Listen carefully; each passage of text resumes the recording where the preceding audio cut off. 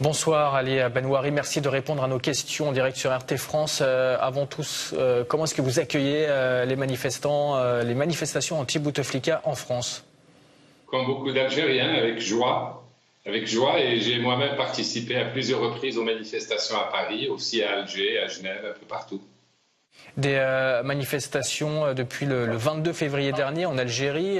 Jusqu'à quand, selon vous, est-ce que ça peut durer? Quelle issue? Il ne s'agit pas d'un rejet simplement d'Abdelaziz Bouteflika. On a entendu ces manifestants, il s'agit d'un rejet de tout un système. On parle d'un cercle proche autour du président. C'est une excellente question, voyez-vous, que vous posez là. Je suis comme tous les Algériens et je pense que les manifestations continueront aussi longtemps que le système ne partira pas.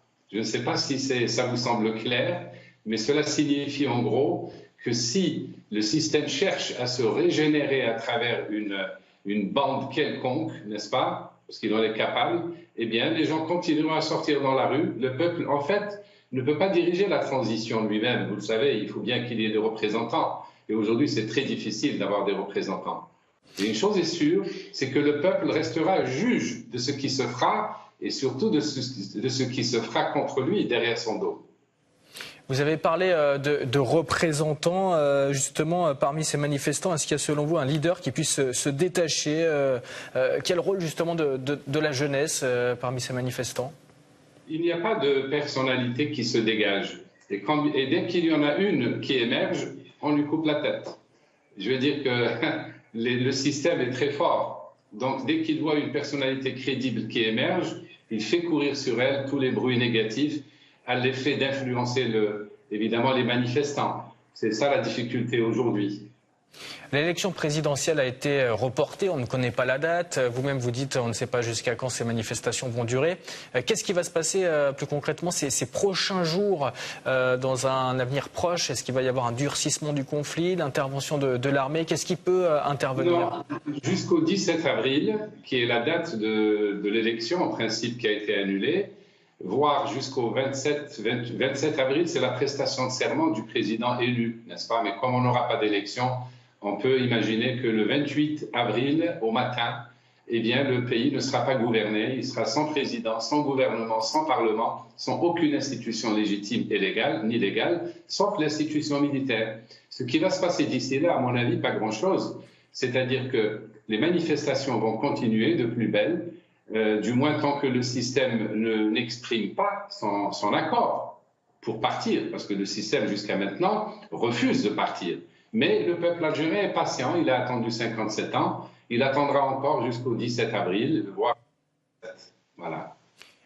Vous dites le peuple algérien va attendre, il n'y aura pas de président ensuite. Abdelaziz Bouteflika, on le sait, est affaibli depuis un AVC en 2013, il est soigné en Suisse.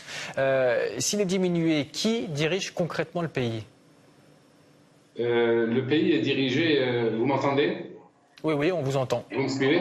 Le pays reste dirigé par une bande de malfaiteurs, comme le peuple les appelle, le peuple lui-même les appelle.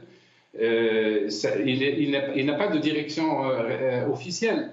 Je veux dire, le président ne gouverne pas, il ne dirige rien du tout. Mais ceux qui dirigent en son nom depuis 2013 au moins, eh bien, ils sont toujours à la barre, ils sont toujours à la manœuvre. Ils essaient de trouver une solution, ils sont en plein désarroi. Mais franchement, ils ne trouvent pas quoi. C'est très difficile pour eux aussi. Mais une chose est sûre, c'est qu'à partir du 17 avril, l'Algérie entre dans une nouvelle ère. On arrêtera d'exiger le départ du président parce que pour tous les Algériens, le président ne sera plus là, pas plus que le gouvernement. Le gouvernement ne sera plus là, le Parlement. Et nous serons dans une...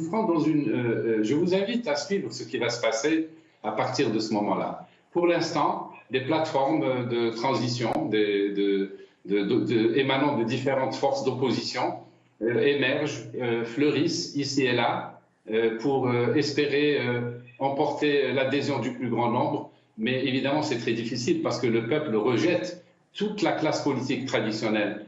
Et chaque fois qu'il y a une personnalité qui émerge, et le système s'arrange pour la dévaloriser. Donc, à mon avis, il ne se passera pas grand-chose jusqu'au 17 avril, voire jusqu'au 27 avril.